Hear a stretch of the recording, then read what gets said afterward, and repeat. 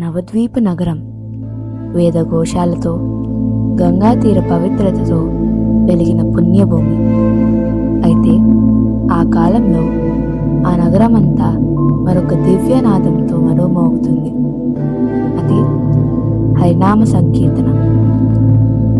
శ్రీకృష్ణ నామస్మరణంలో మునిగిపోయిన భక్తులు శ్రీవాస పండితు గృహం ముందు రాత్రి పగలు భగవాన్ నామాన్ని ఆలపిస్తూ ప్రేమానందంలో విహరిస్తున్నారు.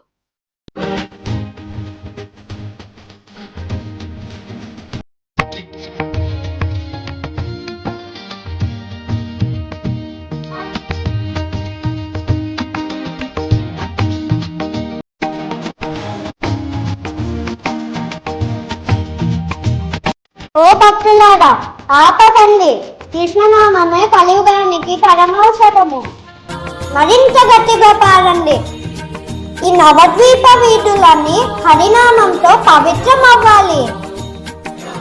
భగవంతుని నామంలో ఉన్న శక్తి వేదాలు కూడా పూర్తిగా వర్ణించలేవు.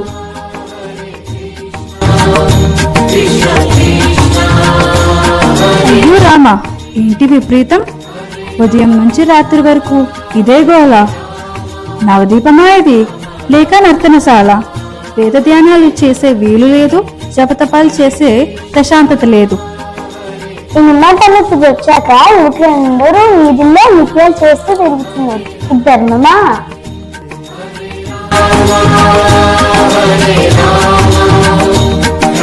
చూడండి, ఇది ఏమాత్రం భయం లేకుండా వీళ్ళకు. అసలు ఆలస్యం చేయకూడదు, నేరుగా చాందకాశి దగ్గరికి వెళ్ళిపోదాం. అవును, పదండి, ఇప్పుడే వెళ్ళి ఫిర్యాదులు చేద్దాం. కృష్ణనామాన్ని ఎవరూ ఆపలేరు. హరి బోల్, హరి బోల్, హరి బోల్.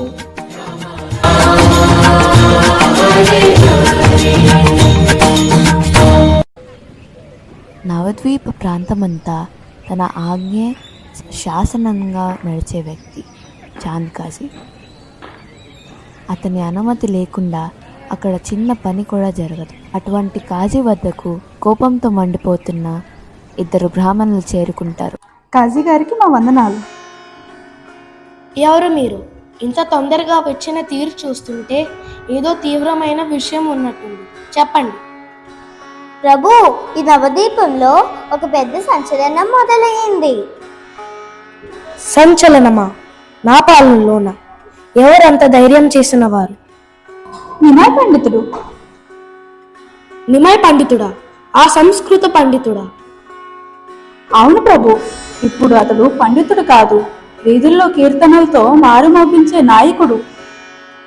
ఉదయం నుంచి రాత్రి వరకు డబ్బులు, మృదంగాలు, కత్తాలలు అబ్బబ్బో మోగుతూనే ఉంటాయి. ప్రజలందరూ పనులు మానేసి నృత్యాలు చేస్తూ తిరుగుతున్నారు.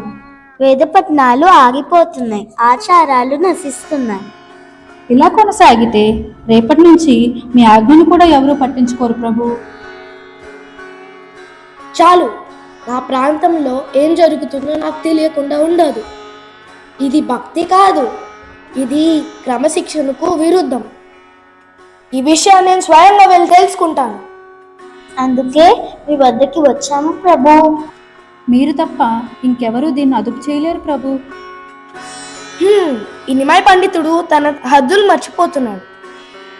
సైనికులారా, ప్రభు, నాతో రావడానికి సిద్ధంగా ఉండండి. ఈ నవదీపంలో ఏం జరుగుతుందో నేనే స్వయంగా వెళ్ళి తీర్పు చెప్తాను. తగిన ఏర్పాట్లు చేయండి. ఆజ్ఞ ప్రభు.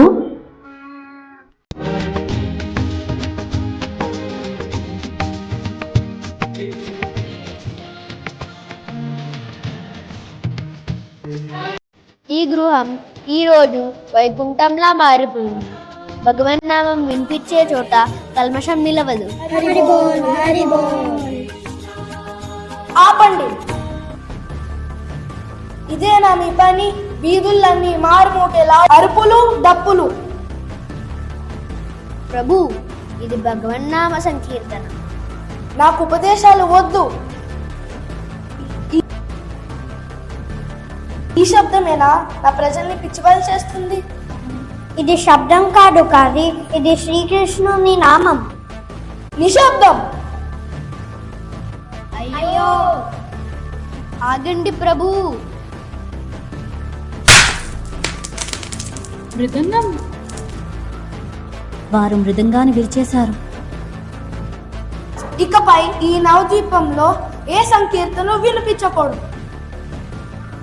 ఎవరైనా నా ఆజ్ఞని అతిక్రమిస్తే వాళ్ళని కఠినంగా శిక్షిస్తాను. గుర్తు పెట్టుకోండి, ఇదే నా చివరి హెచ్చరిక. ఇంత దారుణమా? భగవన్నామాన్ని కూడా భరించలేకపోతున్నారా? మృదంగం విరిగిపోయింది, కానీ హరినామం ఎప్పటికీ పెరగదు. ఈ విషయం వెంటనే నిమాయ్ ప్రభుకి తెలియాలి.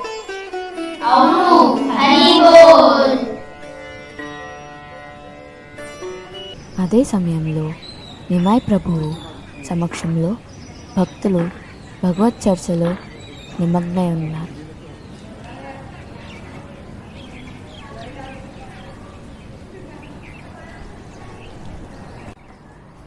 ప్రభు ప్రభు.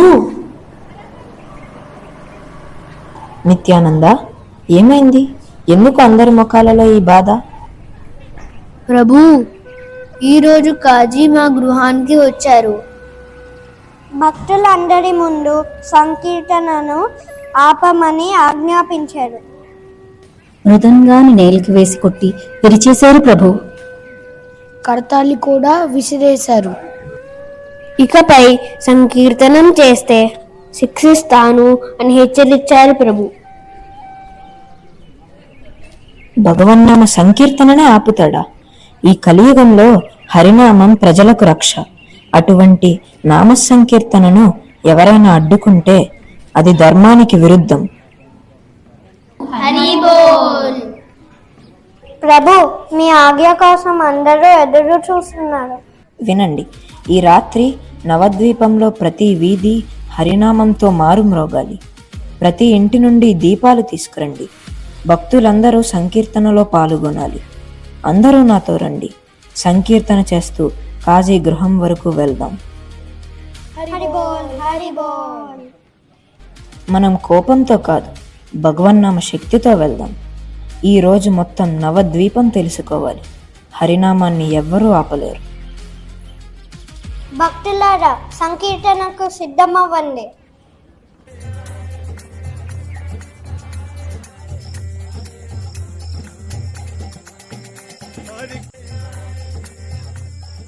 ఇదిలా ఉండగా మరోవైపు చాంద్ కాశీ మనసులో మాత్రం తెలియని భయం అలుముకుంది.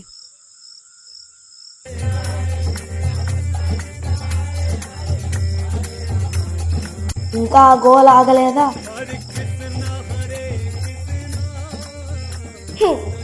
ఈరోజు వాళ్ళు గట్టిగా హెచ్చరించారు. అయినా సరే ఇలాగా సైనికులకి ఆదేశించారు.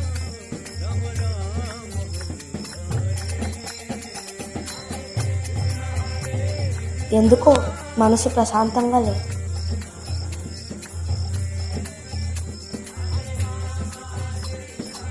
చాలు. ఏంటి నామ సంకీర్తన? ఎందుకు నా మనసును ఇంత కలవరపెడుతుంది?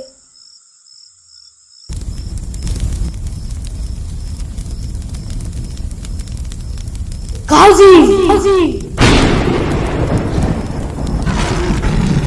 ఎవరు?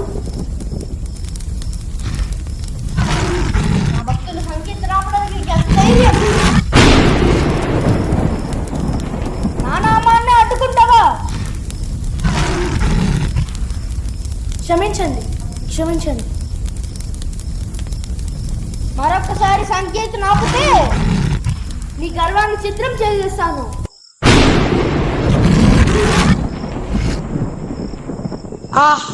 కళ కాదు, అది సాధారణ కళ కాదు. ఆ రూపం, ఆ గర్జన ఇప్పటికీ నా గుండె వణికిస్తుంది.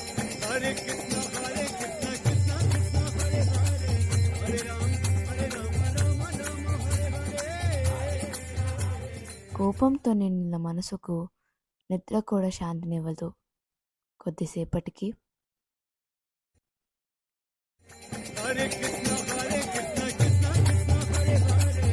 హరినామాన్ని గట్టిగా ఆలపించండి. హరి బోల్, హరి బోల్. ఇంత జన సమూహమా? మొత్తం నవద్వీపమే వచ్చినట్టున్నది. చూడండి, మహాప్రభు స్వయంగా ముందున్నారు. భయపడవద్దు, మన ఆయుధం హరినామం. హరివో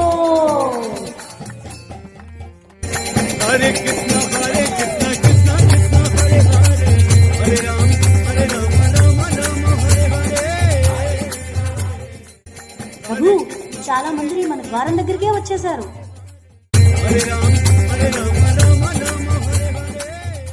ఇంతమందా?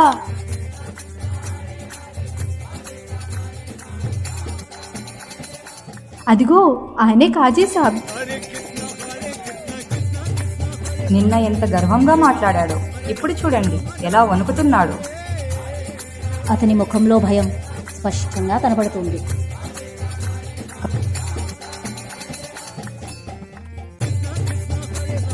రాజీ, నేను నీతో కలహం కోసం రాలేదు, నీతో మాట్లాడడానికే వచ్చాను. నిమాయ్, నీతో ఏకాంతంగా మాట్లాడాలి. ఏకాంతంగానా? కాజీ ఏంటి ఇలా మాట్లాడుతున్నారు? ప్రభు, ఏదో అతని హృదయంలో మార్పు మొదలైనట్టుంది. సరే కాజీ, రండి.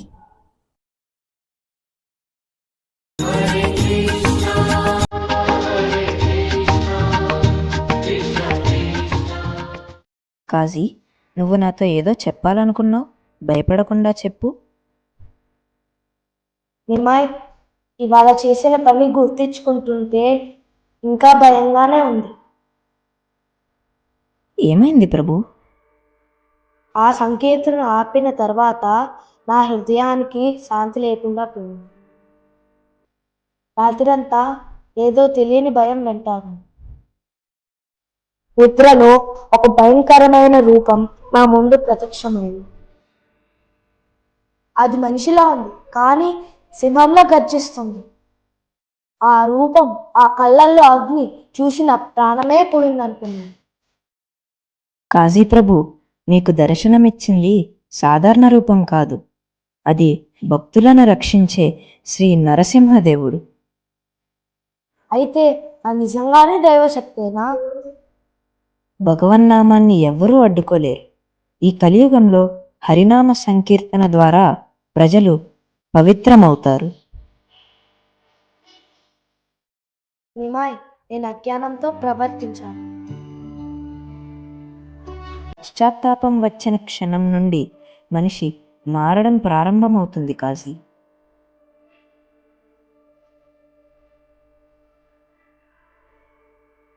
ఈ రోజు నుండి ఈ నవద్వీపంలో ఎవరూ కూడా సంకీర్తన ఆపడానికి వీలు లేదు. హరినామం వినిపించే చోట భయం ఉండదు కాజీ, ప్రేమ మాత్రమే ఉంటుంది.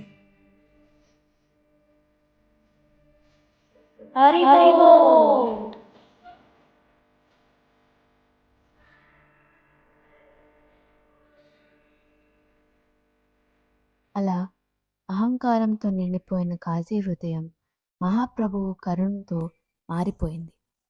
ఆ రాత్రి ఒక పాలకుడు ఓడిపోలేదు, ఒక హృదయం గెలుచబడింది. హరే కృష్ణ కృష్ణ కృష్ణ హరే హరే, హరే రామ రామ రామ హరే హరే, హరే కృష్ణ కృష్ణ కృష్ణ